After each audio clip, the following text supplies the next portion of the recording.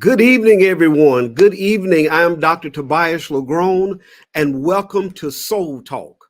I'm excited about our subject matter tonight, and I'm excited about the guests we have to talk about this important subject. Tonight, our discussion centers around mental health and suicide in minority, Black, and Brown communities.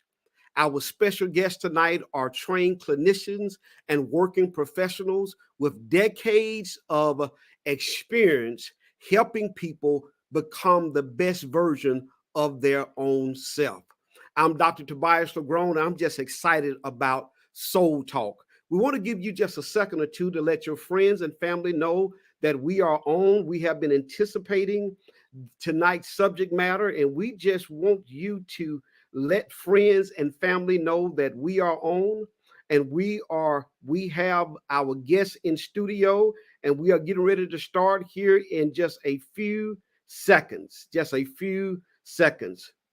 So please, ma'am, please, sir, we are sharing to a few pages. We are sharing to a few pages right now, and we want you to do the same.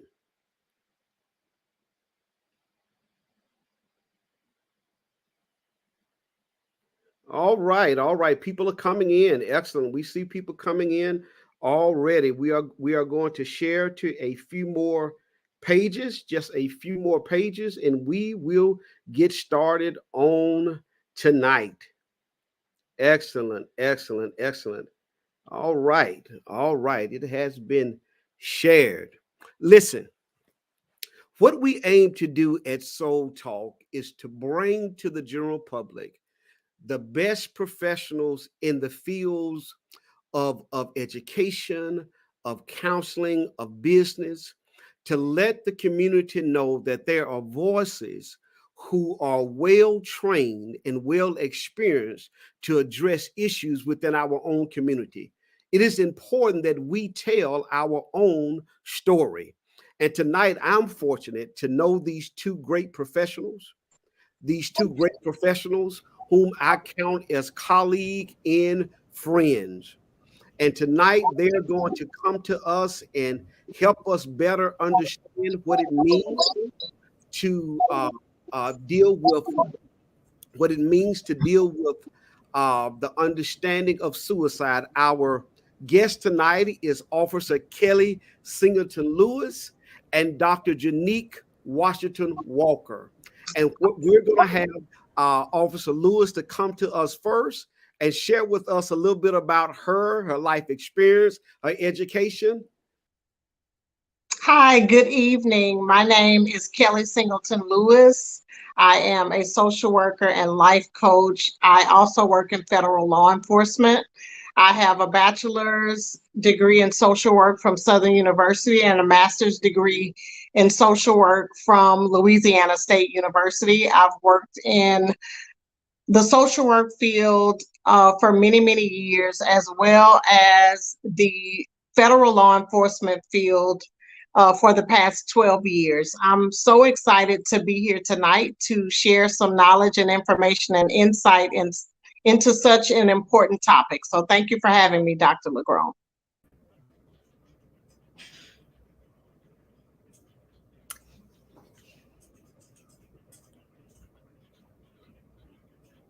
Hello.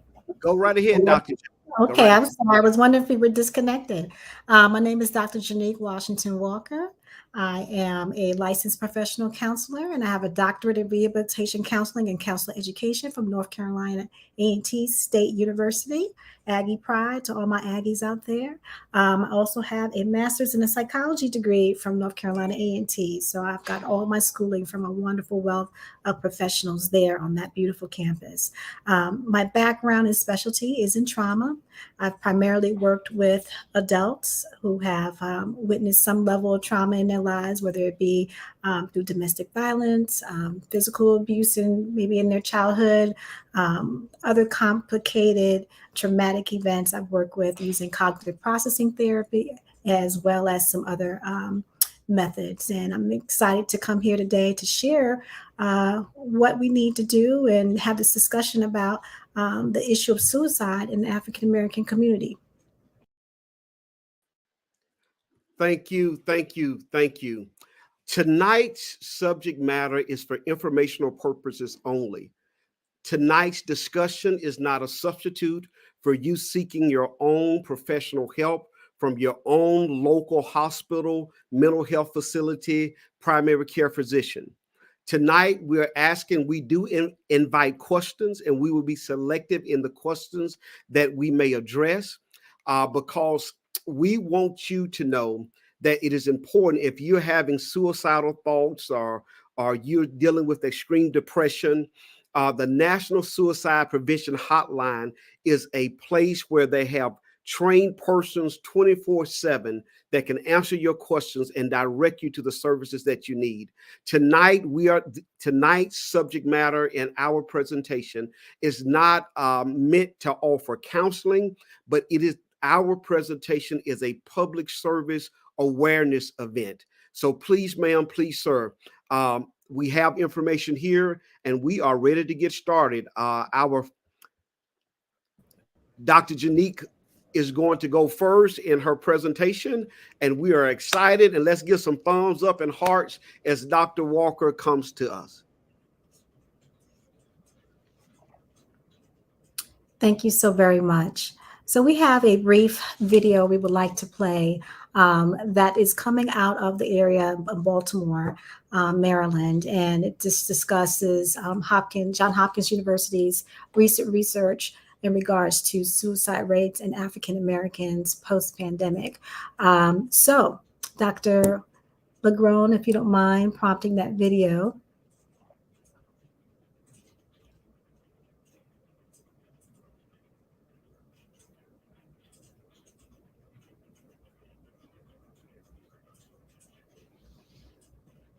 We'll give him a moment to bring that up.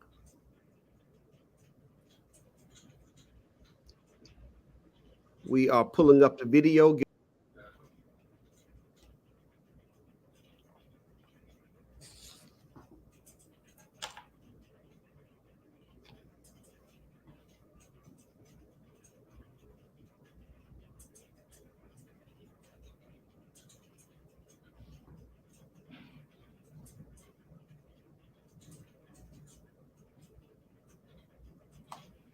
Dr. J, if you will proceed, I will let you know when the video is ready. Okay, thank you so very much.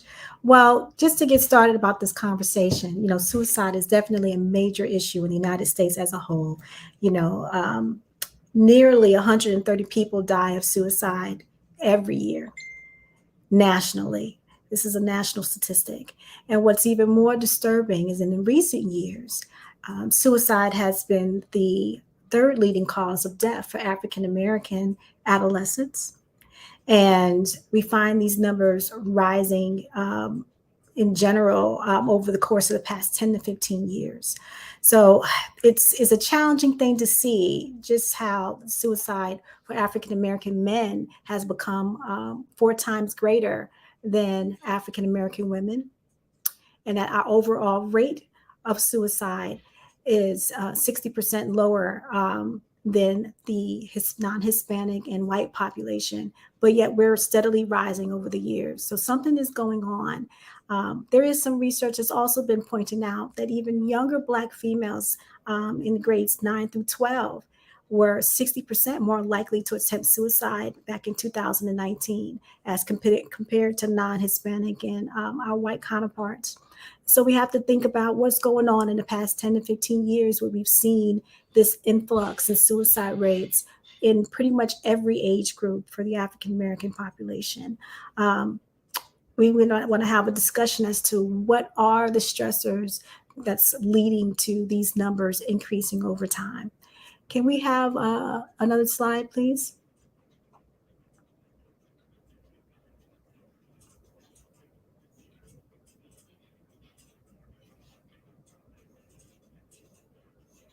Much of these statistics are coming from Department of Health and Human Services.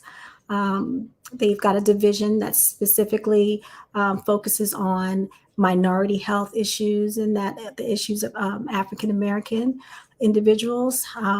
They've got additional data as it pertains to African American female adolescents, just again showing that increased between 1991 and 2017, whereas other racial ethnic groups are starting to decrease, we're increasing. And we're going to talk about some of the things that might be going on with our youth that's causing these changes in our rates. Okay. And with this, oh, thank you so much. There's two, we can go back. Yep. There's two theories associated with suicide that I've picked, multiple, but the two that I wanted to focus on is the interpersonal psychological theory of suicide. And there are about three components to suicide.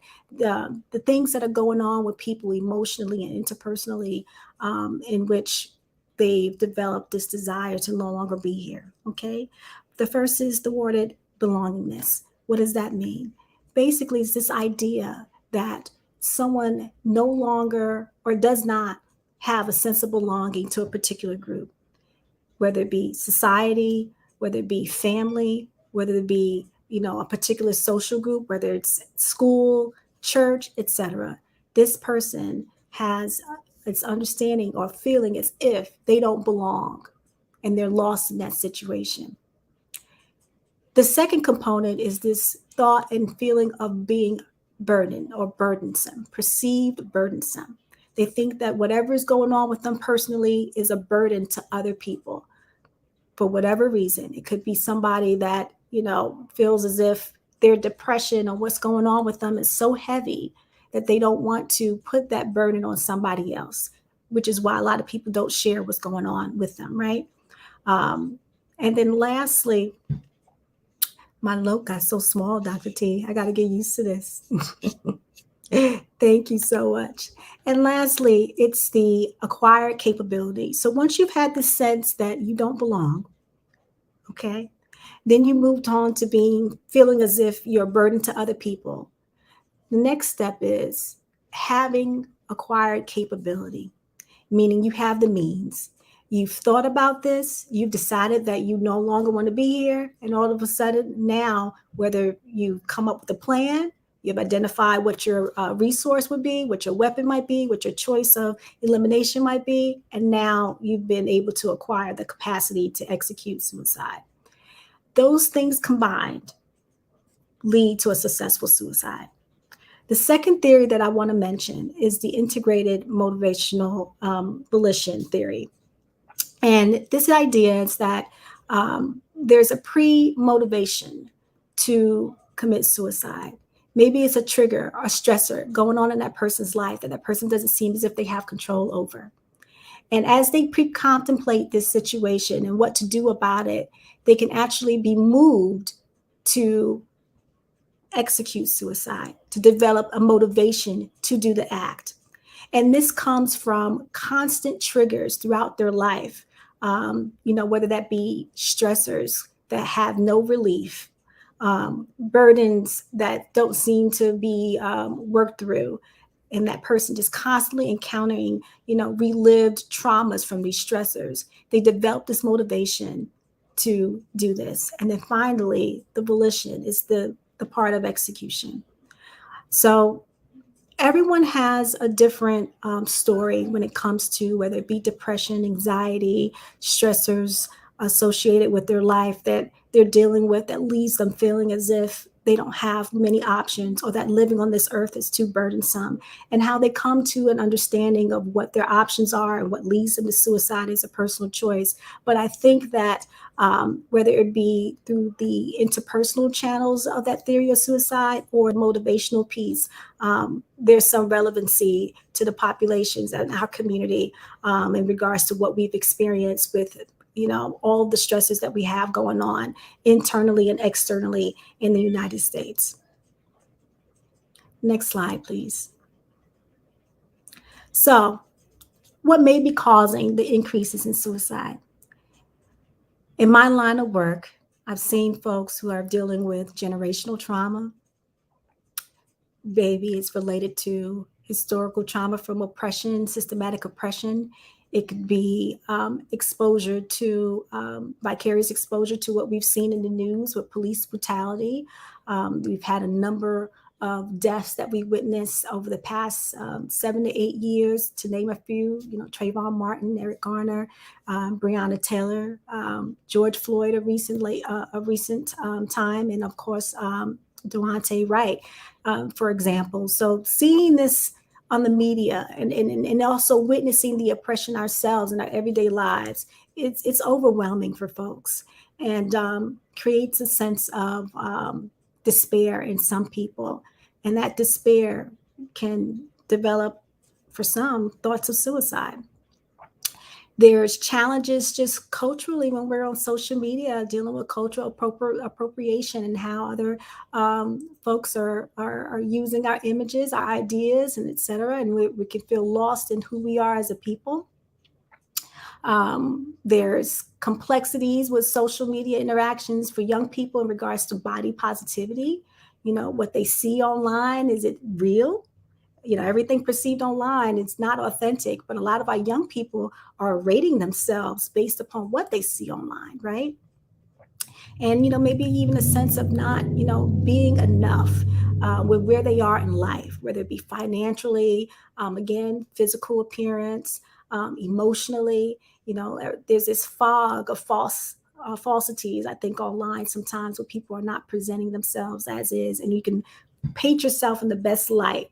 And what we don't realize is that others viewing this information take it in, and they're evaluating themselves on that. And someone has low self-esteem comparing themselves to what's on social media.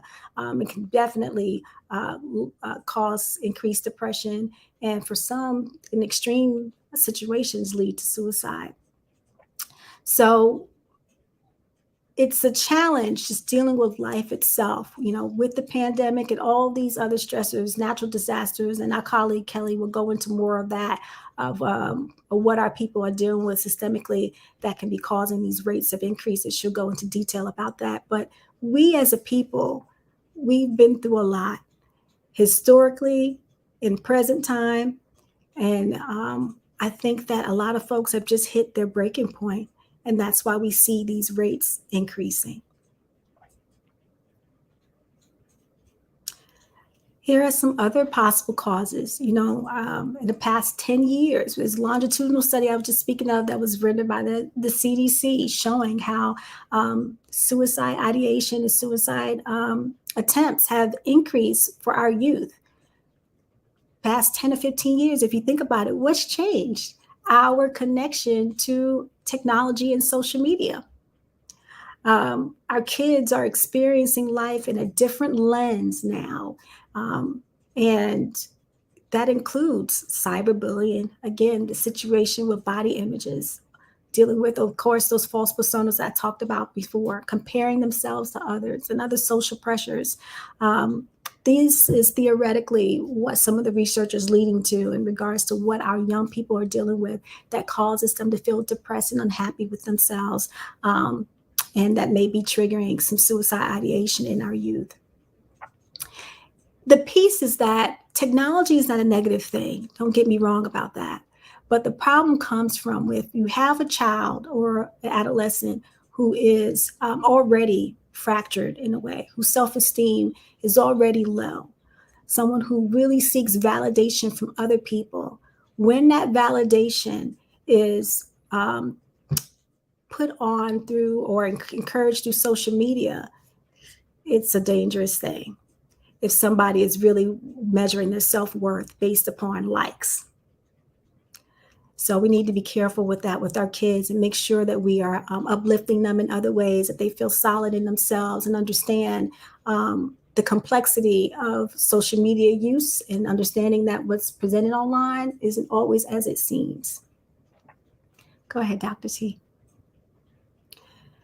So of late, an example of some of these challenges that we've seen of late, this beautiful young lady, Chelsea Chris, Miss USA of 2019, recently committed suicide by jumping from her high-rise building, a high-rise apartment building.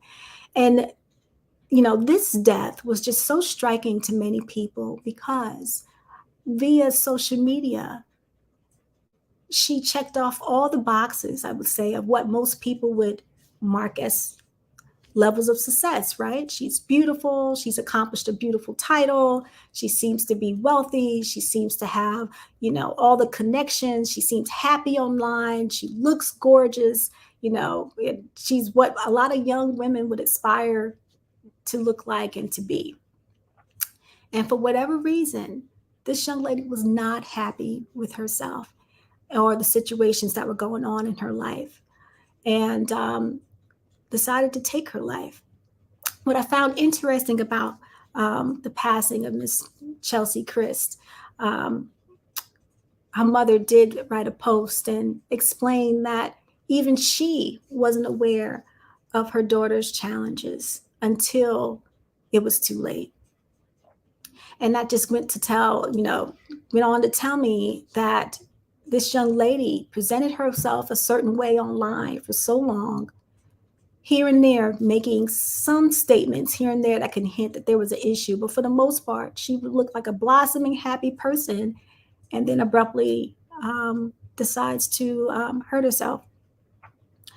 My prayers go out to her family, but we need to check on our family members and encourage our folks to talk and to express how they're feeling, to know that they're in a safe space, because we know that historically African Americans have dealt with a lot of stigma when it comes to mental health. And I think that's where the hesitancy comes from, sharing about what's going on. But yes, that one was just hit home hard for a lot of young people. It's just a sad situation. She has another post there that I wanted to share that she did place online. Dr.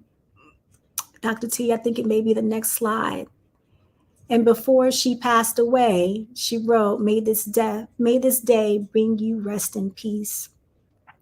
And so, this was a gloomy post for sure. And it made me wonder, how many other people are leaving signs online, and as a people, we've kind of got desensitized. And when someone's calling out for help, it seems like we're just giving them a check mark, a heart sign, when really what they need is an intervention. Next slide, please. Another young man, Ian Alexander Jr. He is the son of, hope I have the right mama. Is it Regina King, y'all? I believe it's Regina King.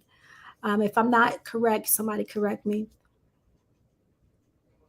Kelly? Okay, Kelly gave me a head shake. Yep. So Mr. Ian Alexander Jr. Didn't know of him myself until his passing. But I hear that he, from my research, was a bright young man, really supported and loved his mother, had a lot of wonderful gifts, and, dealt with depression. Some of his depression was seen online via social media. He left some signs and some comments here and there that indicated he may need to be checked on.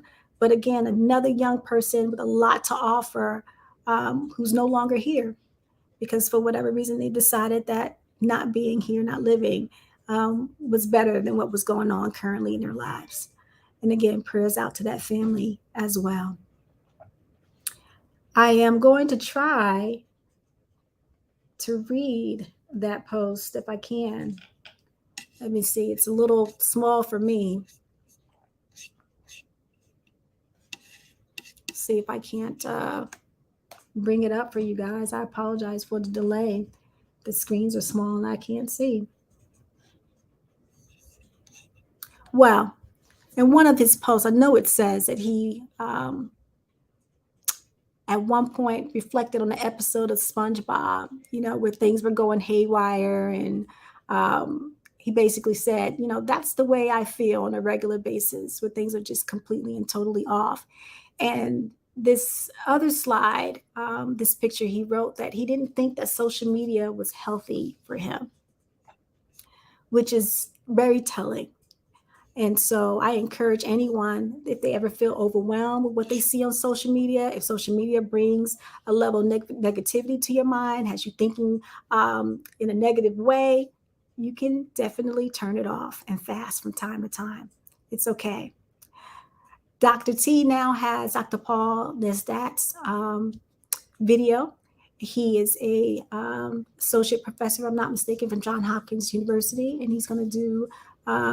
He did this discussion on suicide in the area of Baltimore, Maryland. A relative decrease in suicide overall, except among Black Marylanders, there's been almost a doubling of the number of suicides during the first peak of the pandemic, during the first lockdown.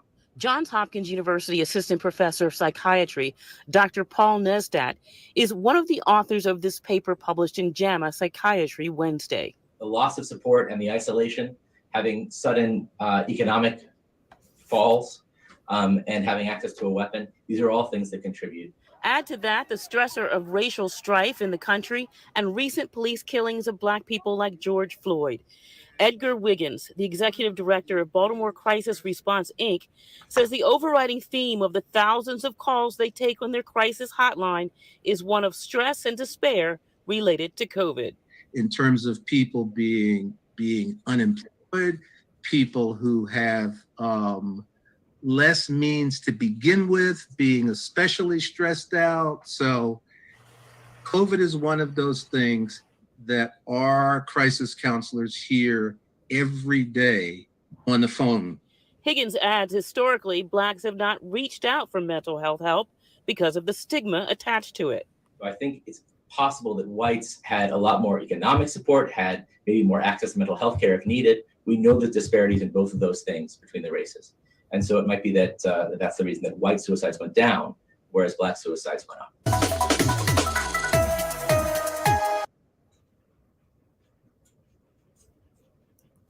So that's a wonderful, segue into what Ms. Kelli has to say in regards to suicide in African American populations. So Kelli, you heard it first. He said in the pandemic, suicide rates have increased for African Americans, and there are disparities associated with, financial capacity and et cetera. And can you lean into that and kind of explain, your take on what's going on with us as a people and what may be influencing these increases across all of our age groups? It's like the data is just so stark when we see the numbers. Absolutely. Thank you so much, Dr. Walker. I really appreciate all of the information that you presented. And I want to piggyback on some of that information as I segue into my perspective on the increase in suicide among people of color, including African Americans and also young people. So I will jump right into it. Here's what we know. And I have some slides that I will put up, and we will follow along with those as we have the discussion.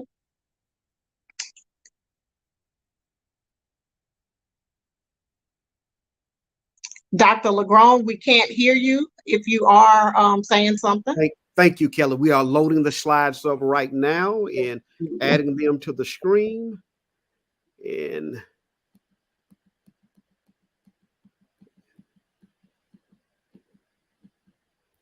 there we are.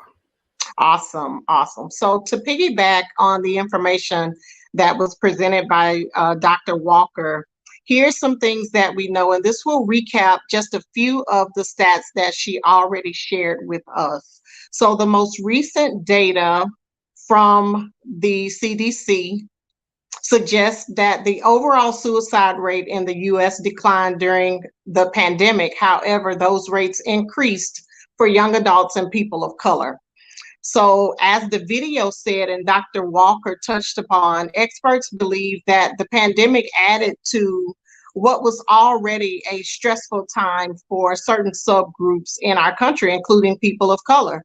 So we were already suffering from job security, food shortages, and things like that. And so COVID-19 was sort of the straw that broke the camel's back, so to speak. So there's no surprise as to the increase in some of these rates among certain groups.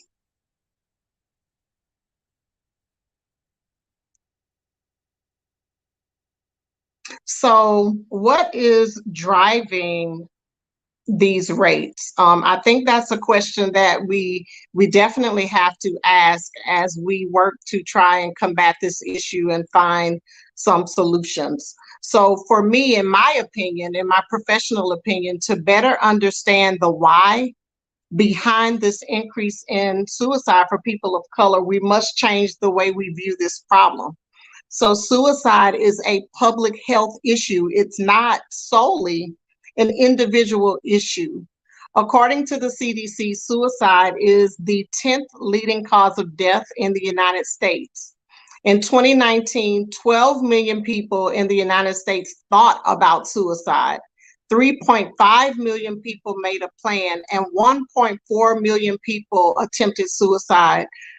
So looking at this issue from a public health standpoint, I believe will help us better understand it and also work to combat it.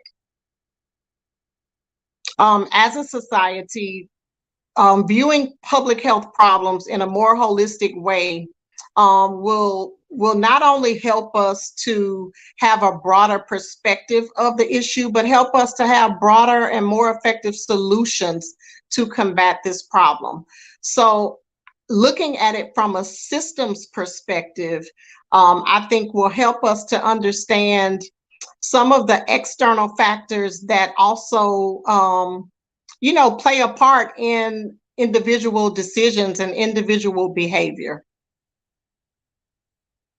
So the systems theory in social work is based on the idea that behavior is influenced by a variety of factors that work together as a system. So if we're using a systems approach to view the increasing suicide rates for people of color, this allows professionals and social scientists to observe and analyze the systems that contribute to a person or group's behavior and welfare. So what does this mean? It is impossible to combat an issue without considering the environment or the system in which the issue was bred. There's a saying, I'm sure you all have heard it before, and it says you can't get well in the same environment that made you sick. And I added a caveat to that, and it's you can't get well or stay well in the same environment that made you sick. And when I think about an issue such as suicide rates among African Americans, I often think of plants, plants or botany, the study of plants. And I think about flowers and how no matter how strong a flower is, if the soil isn't right, if there aren't balances within the soil, the flower will not grow, it will not bloom. So I think about individuals in that same way. If the systems that we interact with are not conducive to growth, then we can't expect positive outcomes for individuals. So let's look at some of the systems that impact society and consider how we fare as people in these systems.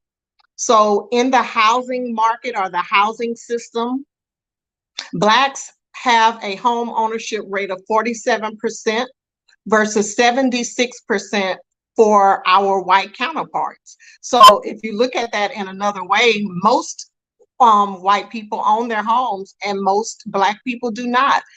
That's an alarming statistic to me. In the system of healthcare, just about all of the research, and we heard a little bit about it in the video that was shown, but just about all of the research that focuses on disparities in our healthcare system point to an overall widespread disproportionate access to healthcare, which leads to disproportionate mortality and morbidity rates due to lower levels of access to medical care and higher rates of unemployment.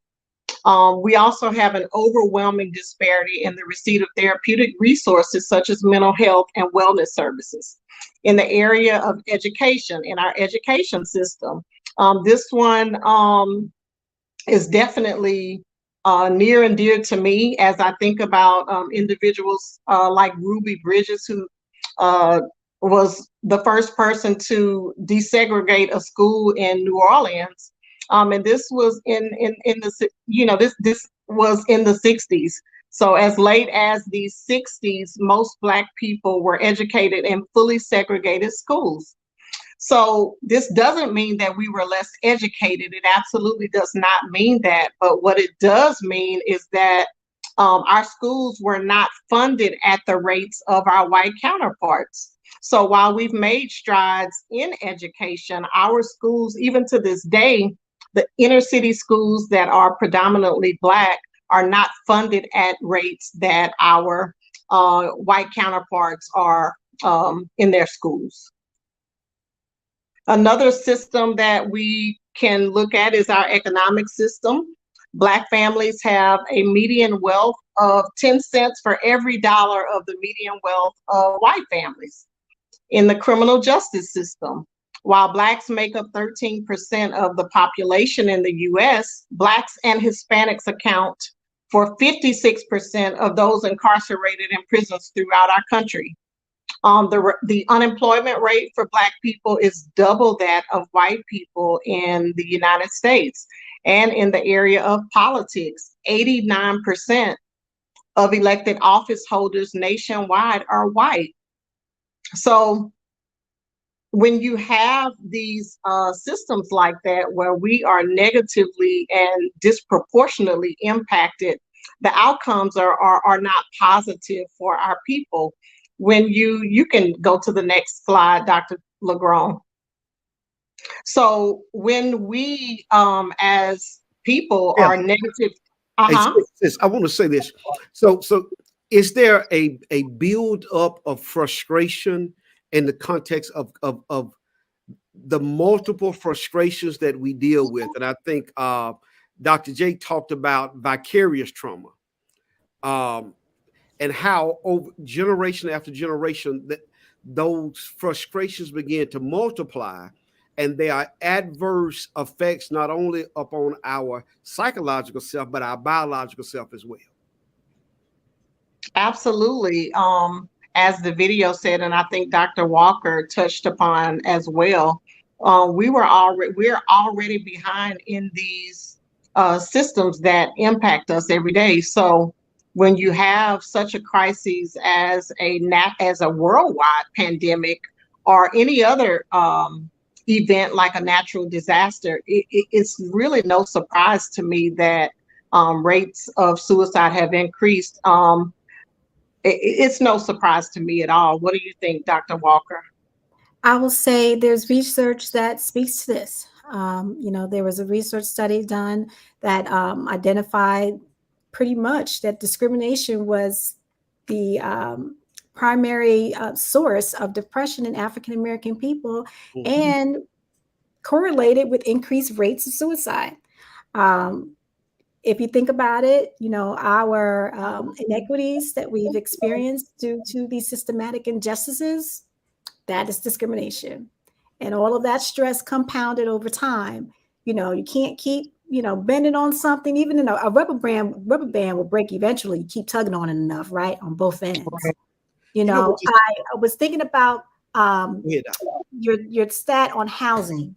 And that we only, was it 47% of us own houses? 47% versus 76%, I think, for our white counterparts. And if you can remember from the video from John Hopkins, it was stated that our people, African American people, have less resources when it comes to finances. And I thought to myself when you said that, how many people lost their homes in the pandemic? How many homeowners foreclosed on their homes during the pandemic? Because it only takes 90 days for your home to enter foreclosure. And it took almost 3 to 4 months for the country, the government to decide how they were going to support people. We know that there's been a slew of resources for renters.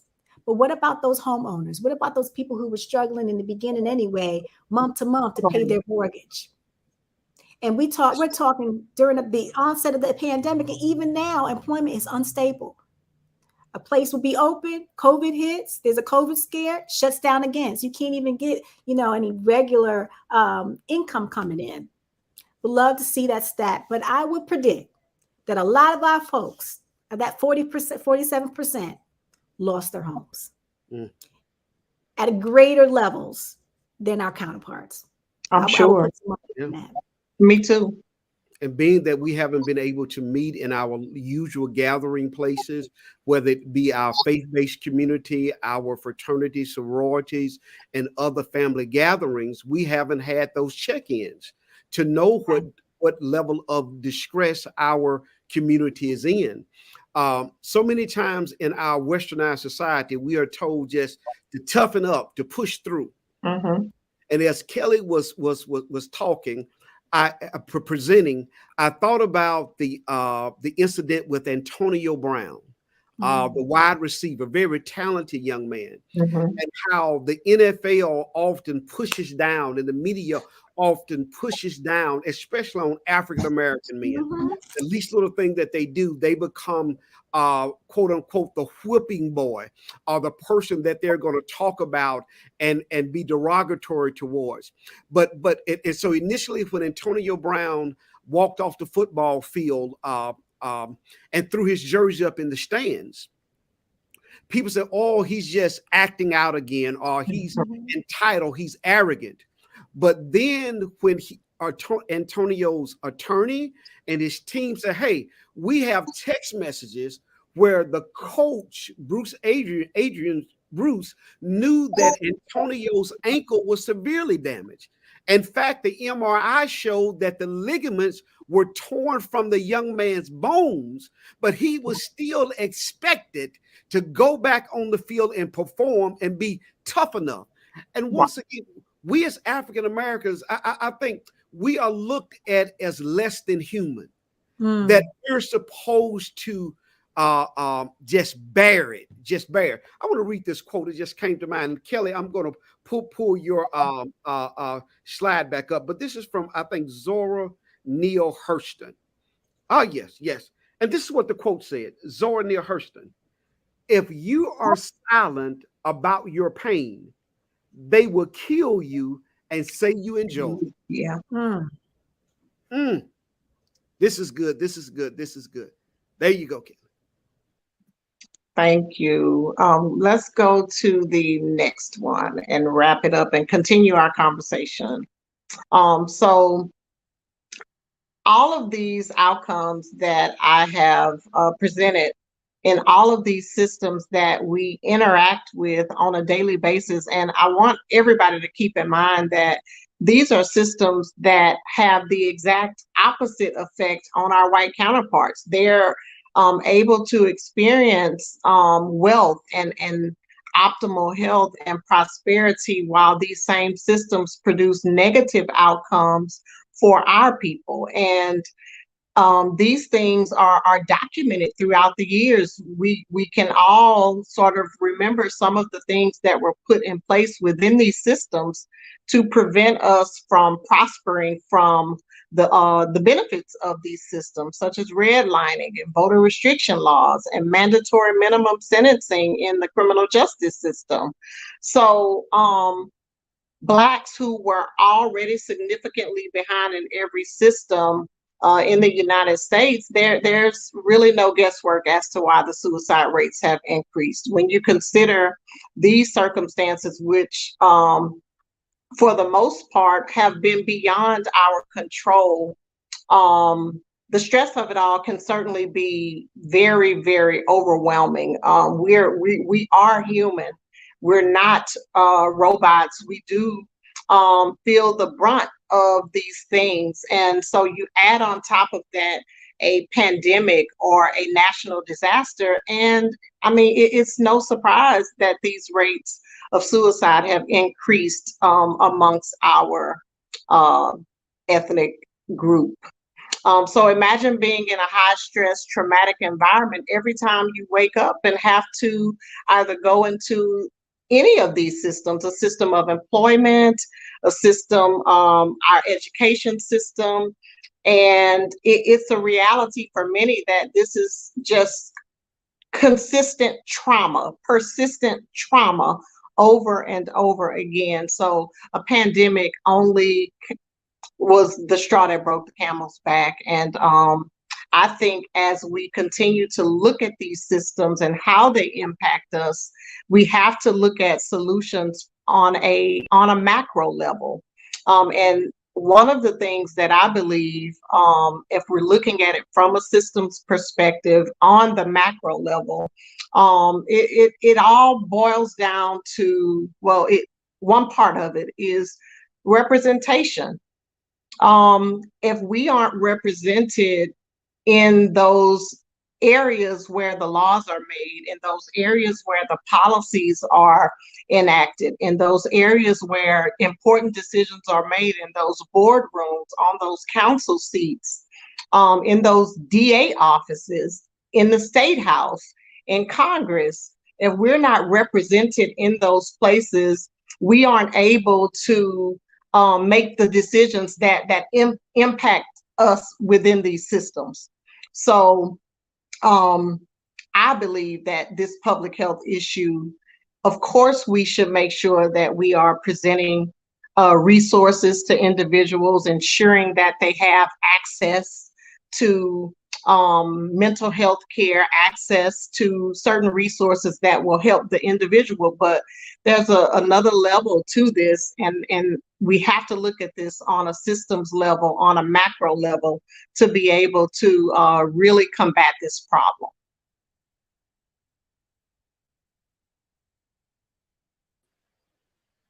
Awesome. Dynamic information, dynamic presentation, dynamic. Thank you so much. This is great.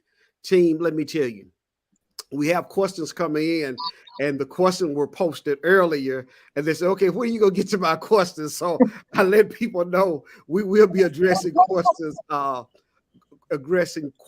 soon. Please know there are resources in your local area, ma'am and sir. I am going to place up here one such resource that is called Psychology Today.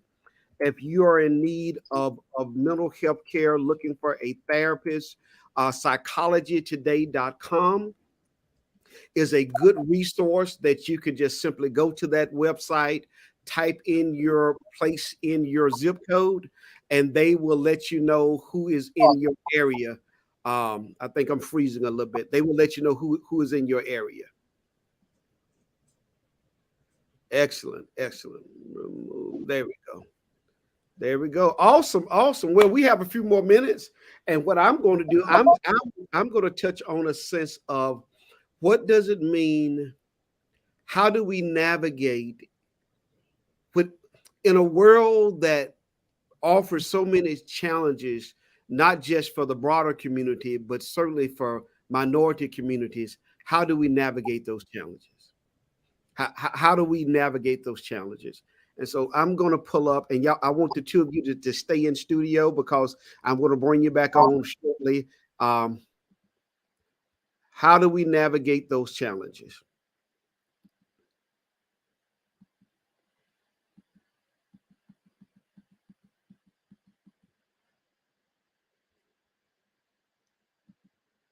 Give us 1 second to.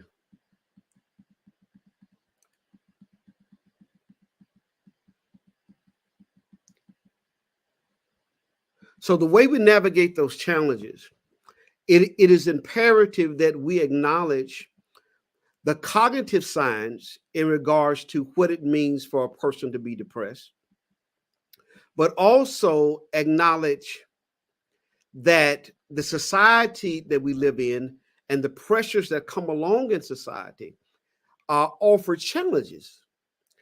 Let me find the slide that I'm looking for here. There are 60 slides here. We have a lot of information. And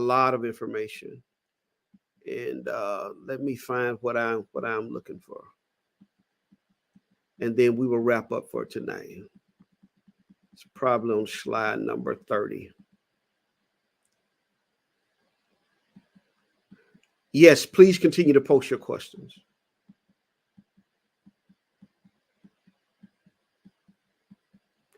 And we will come back to that.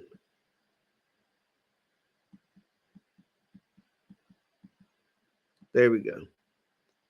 So when we think of suicide, Suicide, oftentimes a precursor to suicide is depression. And I think if we're all honest, all of us have been depressed at one time or another. Depression is as common as the common cold. What is not common is when we find ourselves in that depressive state, that low mood, that sense of hopelessness, not wanting to go on, and it lasts for extended periods of time. And so that is when depression becomes a problem. But if you look just at the political landscape, if you look at climate change, if you look at the divisiveness in politics, even as something as simple as do you wear a mask or do you not wear a mask, something as simple as in common sense as that has become a divisive wedge issue in our community. And for those of us who try to operate with some degree of logic, reason, and rationale, it can make you a little depressed. It can make you a little. It can make you. It can make you a little depressed in that regard. When we look at what can lead to depression, sometimes depression, a precursor of depression, it can be genetics, it can be brain chemistry, chemical imbalances, poor nutrition, poor physical health, health issues that should be treated, but they go untreated because a person may not have insurance, or a person's work schedule is so that they don't want to miss work to get a checkup or to get an annual physical. Of course, drugs and addiction and stress are all issues that affect our level of mood. We see here that depression and suicidal ideation is not just a matter of will, but it is actually a physical, neurobiological, neurochemical event that happens in the human brain. And you see the striatum and thalamus, the dorsal prefrontal cortex, the posterior regions of the brain, and under MRIs, we can see those regions of the brain that are affected, that shows up on the MRI and give indication to a person who may be in that place of depression. So when depression happens, and because of that neurochemical response in the brain, there's a diminished cognitive control of emotion and behavior, cognitive inflexibility, impaired valuation of different decision options. And then there's a struggle in mediating dynamic interactions between the extended VPFC and DPFC and IFG systems. And as you can see that listed in the brain and the connections in terms of the prefrontal cortex, the cerebellum, the hippocampus, and the amygdala. And so those enhanced negative and blunted positive internal states, negative self-referencing, impairment in future thinking, and depressed rumination. And so for those of us who are in the faith-based community, I want to tell us that telling people to pray about it and move on is not enough. It is not enough. We need professional clinical help and even in some terms medicated help in order to help the brain come back into a sense of chemical balance, and so the person can have a functional life. We're going to try to wrap this up. So this is more data. If you will email us, I'm going to put our emails up. We want to keep it within an hour. I will send this PDF to you. So one of the things that we don't talk about enough is stress. We get stressed out. When you're living in a society where you work twice as hard, get paid half as much, it is easy to be stressed. We have the social justice summers that we have had. We saw what happened in terms of with George Floyd. We see the shooting of unarmed young people. And so it is difficult for us to watch these things and then look for a sense of justice. We saw what happened with Ahmaud Arbery, and sad to say, even though the person should have gone to jail, we still as a community were surprised when those who victimized Ahmaud Arbery actually went to jail. And I want to bring my other guests back on screen here, because we have become so accustomed to living with injustice that has become a sense of normalcy for justice to be denied for us. And that is sad. That is sad. So we see what happens in terms of stress. There's positive stress, tolerable stress, toxic stress. Then we have what we call adverse childhood experiences, and those adverse childhood experiences are those traumas that that children experience in childhood. Dr. J, will you touch on that a little bit? That's your area of specialty. Sure. So Dr. Filetti in the 1980s, he actually was a medical physician that specialized in weight loss.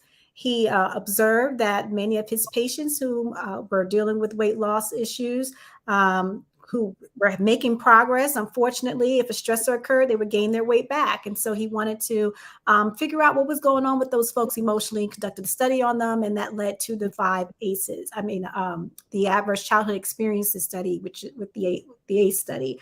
And basically he asked them, well, what types of trauma have you encountered in your life? Were you from a broken home? Were you exposed? Were your parents drug users? And a number of other questions. And what he found in his research, that when the number of experiences increased, that also increased the likelihood that person would encounter some serious physical health and mental health challenges in adulthood, whether that be substance abuse, decline health, hypertension, and overall a decrease in life expectancy. What was interesting about that original sample, it came from middle-class white participants.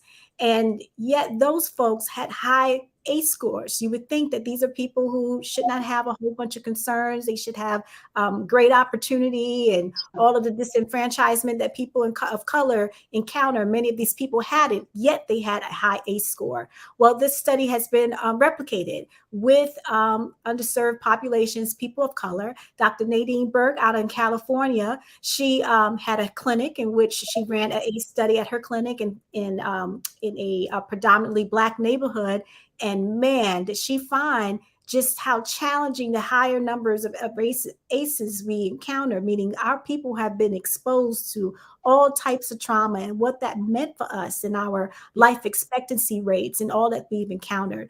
If you think back to the slide that Ms. Kelly showed in regards to some of the disenfranchisements that we've experienced as a people, that wasn't you, that was Dr. Tobias. You said the precursors to depression, whether it be substance abuse, it could be genetic, it could be health, it could be, those are the outcomes, the negative outcomes of having trauma exposure.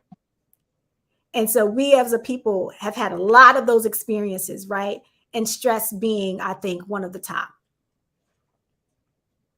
I think, Dr. Walker, I think we've gotten so accustomed to, because it's so commonplace, we've gotten accustomed to living in dysfunction, and that dysfunction equates to trauma. I mean, it's purely trauma. It's traumatizing to see the outcomes for us within these multiple systems that we have no choice but to interface with.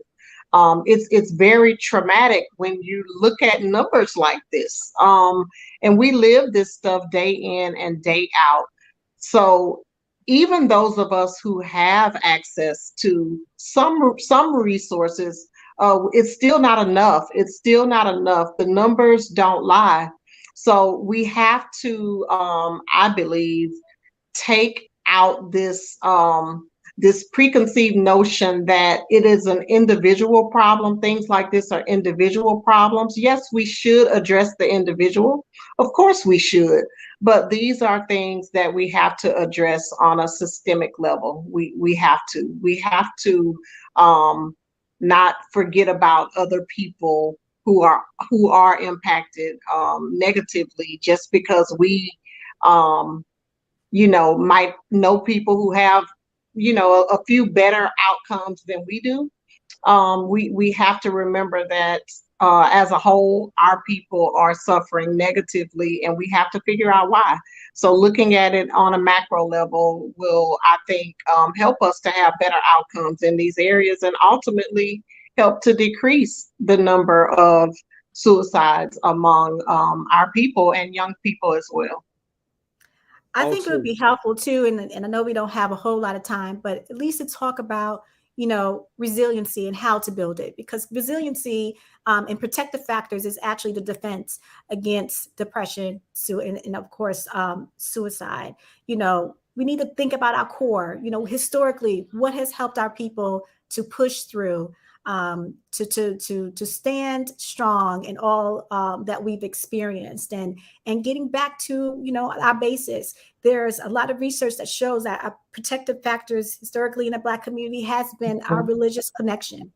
It's been seeing in religious practices, attending church or whatever it is that you do spiritually to take care of yourself. That is important to us as a people.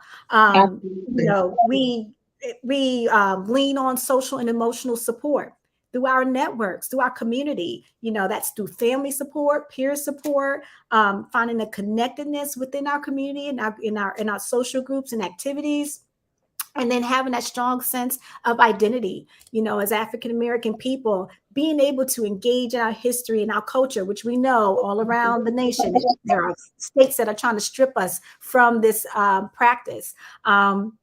That's important to us. We want to be able to share our history in schools, right? And not have to go home to hear about our truth, our stories. That's a part of us as a people building our resilience. And that's our defense against negative thoughts of suicide and depression. That builds resiliency. The time is upon us, but I'm compelled to share this because resiliency is so important. Soren Kierkegaard stated, "To be born is to struggle, but to struggle is to become." And I think having people and professionals like us, but also family support systems that tell people it's okay to be tired. It's okay to struggle, because struggles in life, though we become tired from them, it's through the struggle that we build a level of resiliency. And we cannot live in this false narrative that you should be ashamed if you ever lost a house, or you went through foreclosure, or you had a car repossessed. Because what I see in life is that so many people are living what I call a green screen life. Mm-hmm.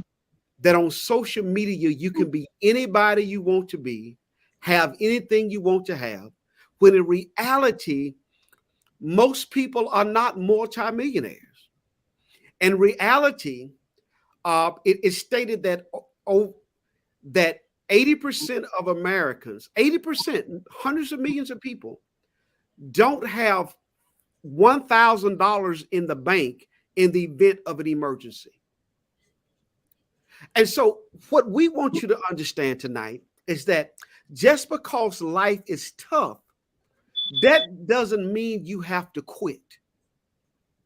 Because resiliency, from my faith belief, is that my faith is the substance of things hoped for, the evidence of things not seen. That is a scripture that informs my faith.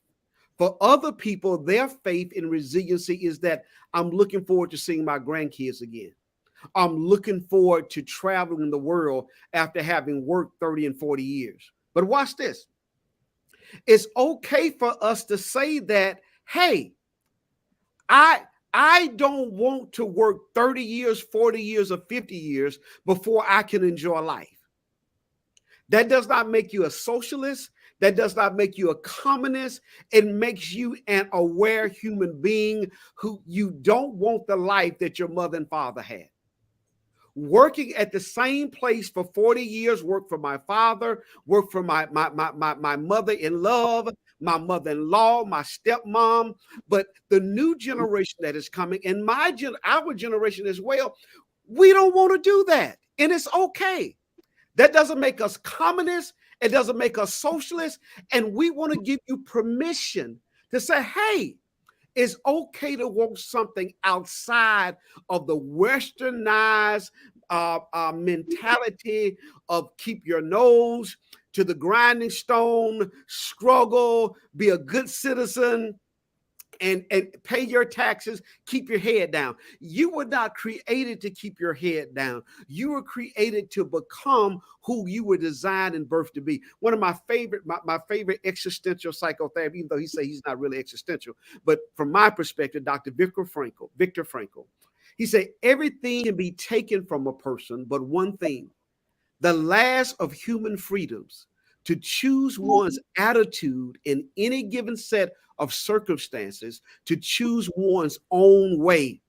And I think to some degree that the frustration that disenfranchised communities feel is that our bodies are over policed.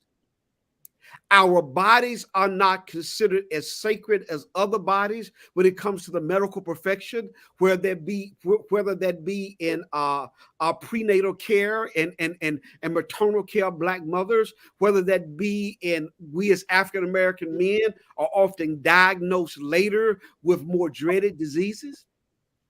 And so what not only do we need faith, we need therapy. But within the context of therapy, in the context of psychotherapy, cognitive behavior therapy, thoughts affect feelings, feelings affect actions, that cognitive triangle. But Dr. Frankl, who was an Austrian psychiatrist, who ended up in the devastating, deplorable conditions of Hitler's Nazi Germany, he came up with this formula. S minus M equals D. Suffering without meaning equals despair. Suffering without meaning equals despair. And we will come back in months to come with other episodes that particularly deal with young people who are really having psychotic, neurotic breakdown. Thank you, Kelli, for sending me the video that you sent me of that young man. When I was home in Mississippi, my mom, Mother Mary, shared with me that was a young man, 19 years old, that videoed himself live walking in front of a semi-trailer because his girlfriend had decided to move on with her life in another relationship, as she had all the right to do. So there's something else that we have to explore, right? Right. Absolutely. There's something else that has to be, but suffering is a part of life. Nobody wants to be in a perpetual state of suffering, but suffering without meaning equals despair. And then we get stuck in the place of why. I've been there. Why? We examine why. No, why? Why God? Why me? Why me? Why universe? Why world? When we look on Facebook, everybody's living the life fantastic, when in reality, nobody escapes without suffering. We were birthed into this world. I'm not a woman. My wife is. When a baby is birthed into the world, that's pain, right? Mothers, that's pain. We don't escape. You come in with pain, and if we live long enough, I talked to a good friend of mine who's in her 80s now, and she said, Dr. LaGrone, I'm doing well, just got a little arthritis. But thank God for it, and she's going to the gym, so forth, so on. But if suffering without meaning equals despair, Frankl states that any person, watch this, who can find a why reason to live can survive the pain and trauma of any what they may experience. Oh, if we can find a why reason, something bigger. Now, this has been tested because when he went to Canada, he did a means test on students at a Canadian university who were committing suicide, one particular university, around midterms every year. They had a high number of suicides. I think at UNC Chapel Hill there were suicides last fall, right? And so we can't get stuck in the why. We must look for the what. What is my purpose? So the most important question is not why did this happen to me? The most important question you can discover is what is my reason for being? And your reason for being is not to be a YouTube star. It is not to drive a Bentley or Rolls Royce and have a private jet. All of that stuff is fine if that's your lot in life. But the most important thing is you growing in becoming that unique, universe design, God design person, whatever your belief is, that you are birthed and created on purpose, for purpose, and with purpose. And out of your purpose, you will discover your meaning. So if suffering without meaning equals despair, then suffering plus meaning equals discovery of destiny. We cannot name one person in history that did not suffer. Maya Angelou, her suffering and the abuse and the sexual abuse and the deplorable states of her youth led to, and I know why, the cage bird say. Barack Obama, uniquely placed, lost his mother at an early age, raised by his maternal grandparents, father not in his life, but it molded and shaped him to be a unique person for a unique time that helped pull America from the cuffs of collapse. Martin Luther King Jr., influenced by his father and grandfather, a legacy of preachers. Oprah Winfrey in the struggles of her life, just to name a notable few people. So when our suffering is connected with meaning, when we find that meaning through therapy and also through our internal will, whether it be our faith, whether it be doing a biopsychosocial, spiritual journey, writing what our story is, we discover our destiny when we find out our meaning. So Dr. Howard Thurman said this: there's something in every one of you that waits and listens for the sound of the genuine in yourself. It is the only true guide you will ever have. If you cannot hear it, you will all of your life spend all of your days on the ends of strings that somebody else has pulled.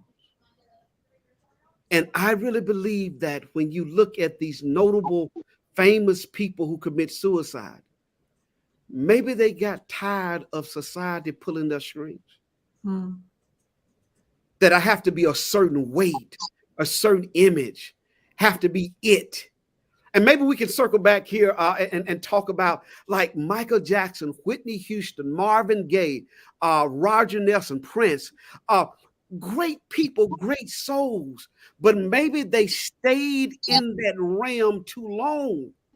Because how long can you be the star in a world that changes stars now every 15 minutes? Wow. Where is the lie? Where is the lie? Where is the lie? It's all around us. It's all around us when we don't look for the genuine in us. So Howard Thurman, I love him. He said, don't ask yourself what the world needs. And isn't that what influencers do? You know, these young men have made a movie called Jack ASS. And that has made them famous. It's doing incredulous things that are dangerous. And then there are influencers who are looking for bombastic things they can do to get attention, to get likes, living for likes. And then Facebook and meta-analysis and YouTube and Twitter and Instagram running analysis and data. How do we get people attention? And Dr. Thurman says, don't ask yourself what the world needs. Ask yourself what makes you come alive. And then go and do that. Because what the world needs is people who have come alive. I pray that helps you build resilience, Tonight has been awesome. We'll have closing statements from our guests, and I'm just humbled and excited to have these two wonderful friends and professionals to come on and share. And tonight has been wonderful. And this is the first of many to come. And these two will be back. We have a ton of questions. Yeah, we have a ton of questions. God bless. Amen. Thank you. Thank you. Thank you. Thank you. Much needed discussion. Thank you. Thank you. Thank you. Here's one question. I want us to address this question. It's from one of my church members. It's a long question, so I'm going to read it, and I'll put it back on screen.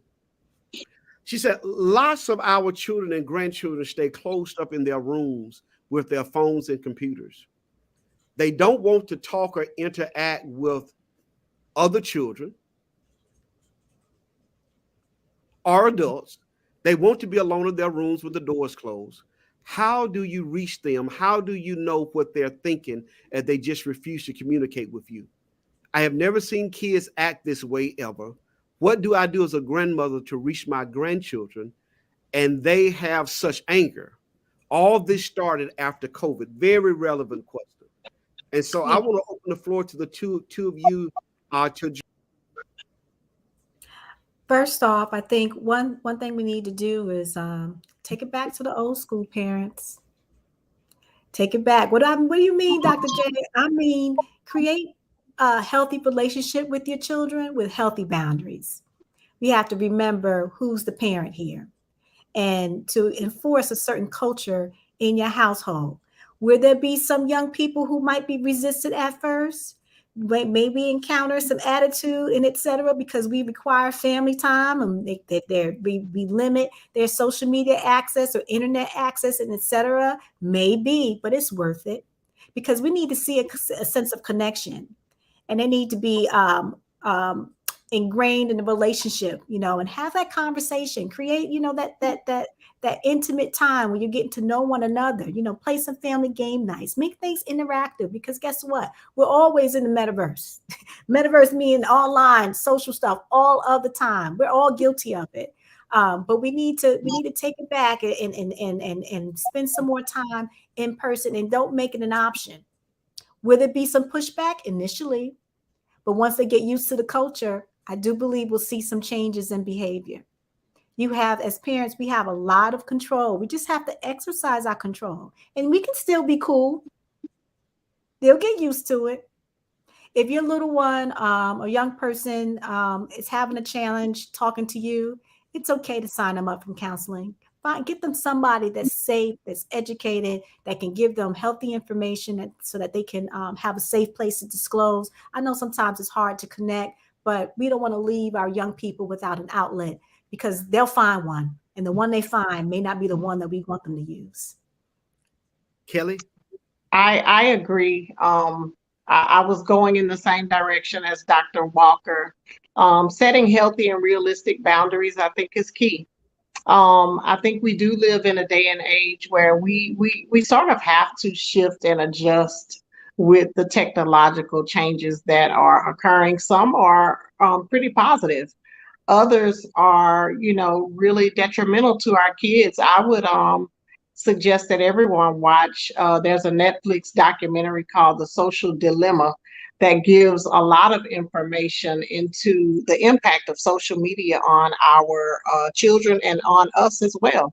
So healthy, realistic boundaries, I think, is key, and lead by example. Set healthy and realistic boundaries for yourself as well, and your children will follow. Well, team, thank you so much for being on tonight. It has been rewarding, informative, and we will be doing this again. We went just a little bit over, but it is worth it. We want everyone to know that the next 3 weeks from now, we will be back on, and I will have 3 African-American males on to talk about African-American men, grief, abandonment issues, and the increased use of marijuana and other drugs as self-medication. And you don't want to miss that because so many people are saying that marijuana is just like a cigarette. I have news for you. It is not. It is not the same thing.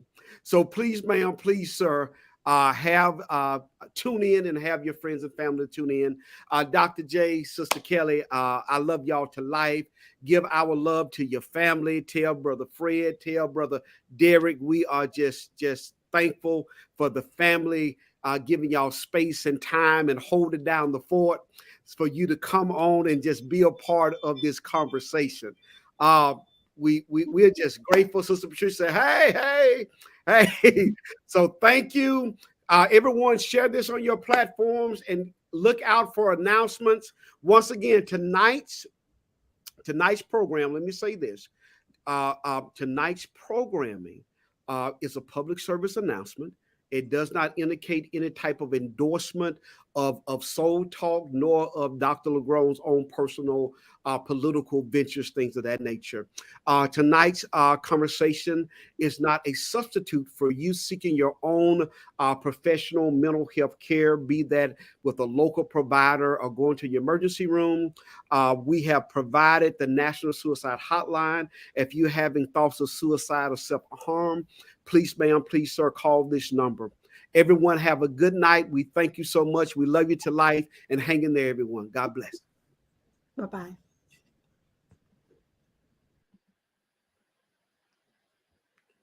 Thank you, everyone. We are so fortunate to have had such professional, intelligent, and educated persons to come on and talk about this much needed subject. If you're having thoughts of self-harm, suicide, please call the number 1-800-273-8255. We really want to bring best practices, evidence-based information to our community to help people be the best version of themselves. I'm Dr. LaGrone. This has been an episode of Soul Talk, discussions on mental health and suicide in Black and Brown communities. God bless and good night.